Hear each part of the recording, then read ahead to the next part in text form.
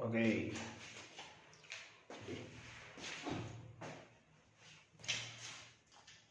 ठीक है,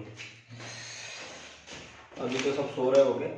कुछ वर्ड्स है 1 मिनट सॉल्यूशन जो कल आपको याद करके लाना है सभी बच्चों को, ठीक है। जितने आपको यहाँ पे समझाऊंगा वो सारे के सारे आपको रिटर्न करने हैं अपनी कॉपी में और कल आपको याद करके लाना है। कल मैं क्लास में पूछूंगा, ठीक है। तो पहला वर्ड है हमारा बायोलॉजिस्ट। बायोलॉजिस्ट क्या होता है? बायोलॉजिस्ट होता है the scientist in the field of the living organism, मतलब एक ऐसा व्यक्ति जो जितने भी जीवित चीजें इस पृथ्वी पर हैं उनके बारे में क्या करता रहता है? रिसर्च करता रहता है। मतलब अब इसे हिंदी में अगर मैं बोलूँ तो आप इसे कह सकते हो कि जीव विज्ञानी होता है, मतलब जीवों का अध्ययन करने वाला। जो जीवों का अध्ययन करने वाला वो सब जीव विज्ञानी कह सकते हैं, ठीक है। सेकंड वर्ड है geologist. Who wants to know about the earth. Geologist मतलब एक ऐसा व्यक्ति होता है जो मतलब आप ये कह सकते हो कि जो धरती के बारे में या जो हमारी अर्थ है इसके ऊपर माउंटेन्स कैसे बने, समुद्र कैसे आए, ठीक है, पेड़ पौधे कैसे हो गए, मिट्टी कैसे बनी, इन सब चीज़ों का जो भी अध्ययन होगा या जो भी स्टडी होगी उस व्यक्ति को हम क्या कहेंगे? जियोलॉजिस्ट कहेंगे, ठीक है। अगर आप एक इसको हिंदी में बोल सकते हो तो आप बोल सकते हो भाई भूविज्ञानी, जो क्या करता है? भूमि की मतलब भूमि का अध्ययन करता है। आपने भूगोल पढ़ा होगा तो भूगोल यही होता है। ग्राफोलॉजिस्ट। ग्राफोलॉजिस्ट क्या होता है? Graphologist who analyse the pattern of hand writing. Pattern of hand writing मतलब ग्राफोलॉजिस्ट एक ऐसा व्यक्ति होता है जो किसी भी उसको ऐसा सिखाया जाता है कि वो किसी भी पर्सन की हैंड राइटिंग देख कर उसकी साइकोलॉजी बता सकता है कि अब जिस बंदे ने इसको लिखा है तो वो किस तरीके का मतलब राइटर है, किस तरीके का कैरेक्टर है, किस तरीके से वो सोचता है। तो ग्राफोलॉजिस्ट एक जो एनालाइज करता है pattern of hand writing, hand writing में क्या करता है? पैटर्न को एनालाइज करता है, ऐसा व्यक्ति है। इसका एक वर्ड हिंदी वर्ड इसका जो हिंदी वर्ड है वो मैं भी आपको बताता हूँ, पहले इसको सेकंड वाले को देखते हैं। जेरोंटोलॉजिस्ट। जेरोंटोलॉजिस्ट माने होता है who tackles the problem of ages. Who tackle the problem of ages, मतलब आप कह सकते हो कि मतलब कोई ऐसा डॉक्टर क्या होता है कि समय के साथ साथ व्यक्ति में बीमारियां उत्पन्न होने लगती है। जैसे जब हम बुढ़े हो जाएंगे, जब हमारी एज हो जाएगी तो उसके अकॉर्डिंग हमारे अंदर क्या आ जाएंगी? बीमारी आ जाएगी। तो जेरोंटोलॉजिस्ट एक ऐसा व्यक्ति होता है जो स्पेशली होता है बूढ़े बड़े के लिए, मतलब जो भी बूढ़े बड़े होते हैं या वृद्धावस्था से जुड़ी जितनी भी बीमारी हमारे अंदर होती है उन सबको टैकल करने के लिए हम किसका मतलब उन सबको जो टैकल करेगा वो कौन टैकल करेगा? जेरोंटोलॉजिस्ट टैकल करेगा। मतलब अगर कोई आपके घर में बूढ़ा बड़ा है तो मतलब कायदा ये कहता है कि आपको उसको किसी अच्छे जेरोंटोलॉजिस्ट के पास ले जाना चाहिए, ठीक है। एंथ्रोपोलॉजिस्ट। एंथ्रोपोलॉजिस्ट कहता है who want to know human development. Who want to know human development मतलब एक ऐसा व्यक्ति जो ह्यूमन डेवलपमेंट के बारे में जानना चाहता है। भाई ये ह्यूमन डेवलपमेंट क्या होता है? ह्यूमन डेवलपमेंट ये होता है कि हम इंसान बने कैसे, कहाँ से आए, कैसे आए, किसी को कुछ नहीं पता। तो इन सब चीज़ों को पता करने के लिए जो व्यक्ति स्टडी करता है, एंथ्रोपोलॉजी सब्जेक्ट होता है, तो एंथ्रोपोलॉजी की जो स्टडी कर लेता है वो बंदा एंथ्रोपोलॉजिस्ट आके बन जाता है, ठीक है। दूसरा आता है अपना तो अगला वर्ड है एस्ट्रोनॉट और कॉस्मोनॉट। इन दोनों को क्या है? इन दोनों का होता है सेलर ऑफ यूनिवर्स। सेलर माने होता है यात्री। किसके यात्री होते हैं? ये यूनिवर्स के यात्री होते हैं। लेकिन यूनिवर्स के यात्री, और इनको हिंदी में हम क्या बोलते हैं? हिंदी में बोलते हैं अंतरिक्ष यात्री,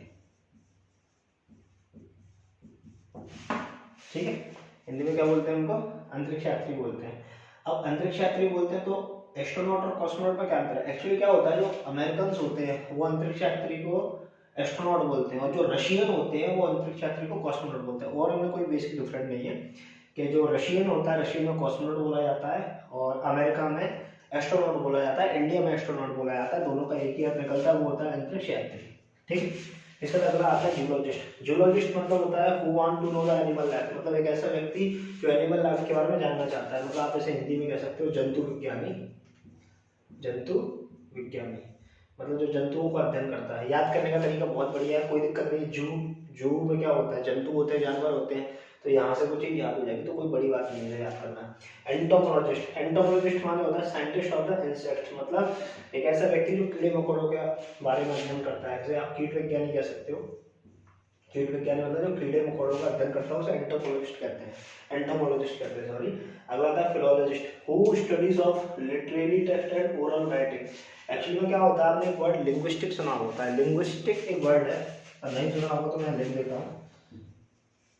लिंग्विस्टिक, लिंग्विस्टिक जो होता है ना, इसका हिंदी अर्थ क्या होता है? लिंग्विस्टिक है, ये दोनों का एक ही मतलब होता है, फिलोलॉजिस्ट और लिंग्विस्टिक। और वो मतलब तो होता है भाषा विज्ञानी। मतलब ये दोनों बंदे क्या करते हैं? भाषा का विज्ञान, मतलब भाषा किस तरीके से बनी, किस तरीके से वर्ड फॉर्मेट हुआ है, जो भी चीज़ें होंगी वो सारी सारी फिलोलॉजिस्ट में आएंगी। और लास्ट आता है सोशोलॉजिस्ट। सोशोलॉजिस्ट मतलब होता है समाज शास्त्री। समाज शास्त्री मतलब होता है समाज के अंदर जब हम रहते हैं तो किस तरीके से बना है, किस तरीके से इसका कल्चर है, वो सारी चीज़ें आती हैं इसमें सोशलिस्ट में। अब आपको क्या करना है, ध्यान से सुनना है। देखो बायोलॉजिस्ट को तो बायो है, आपने बायो पढ़ाई है, जीव विज्ञान से, तो उसको याद करने में इतनी प्रॉब्लम नहीं होगी। इसके बाद जियोलॉजिस्ट आता है, तो जियो भी आपने पढ़ा है, ज्योग्राफी से बना हुआ है, तो ज्योग्राफी मतलब भूमि से जुड़ा हुआ शब्द है, तो दिक्कत नहीं होगी। ग्राफोलॉजिस्ट, अब आपको इसको कैसे करोगे भाई, हैंड राइटिंग से जुड़ा है भाई। ग्राफ बनाने के लिए मतलब आप एक ग्राफ बनाने के लिए भी हमको अपने हाथों की जरूरत पड़ती है, मतलब हमें मतलब जितनी अच्छी हमारी हैंड राइटिंग होगी उतनी अच्छी हम ग्राफ बना पाएंगे, ड्राइंग बना पाएंगे। तो आप उसको ऐसे कर सकते हो। जेरोंटोलॉजिस्ट को आपको याद करना है, तो जेरोंटोलॉजिस्ट को याद करने के लिए क्या होता है, जर, आपने हिंदी पढ़ा होगा, जर होता है, मतलब जर मतलब होता है जरा अवस्था। तो जो भी जरा अवस्था आएगी वो सारी सारी किसमें आएगी, जेरोंटोलॉजिस्ट में आएगी। एंथ्रोपोलॉजिस्ट, एस्ट्रोनॉट, कॉस्मोनॉट, जियोलॉजिस्ट और एंटोमोलॉजिस्ट, फिलोलॉजिस्ट, सोशियोलॉजिस्ट, ये सारे आपको याद करने पड़ेंगे। आखिरी बात, जो ये वर्ड है ग्राफोलॉजिस्ट, इसका कोई हिंदी वर्ड मैंने काफी ढूंढा पर मुझे मिला नहीं, लेकिन आपको इसको ऐसे ही याद करना पड़ेगा। ऐसा बंदा जो हैंड राइटिंग के पैटर्न को क्या करता है, एनालाइज करता है, उस बंदे को ग्राफोलॉजिस्ट कहते हैं। क्लियर है, ये सारे आपको नोट डाउन करने हैं कॉपी में, आपको कल याद रखना है। दूसरी बात, एक चीज सुन लेना, ये जितने भी लिखाए हैं ना, ये सारे प्रीवियस ईयर में आ चुके हैं।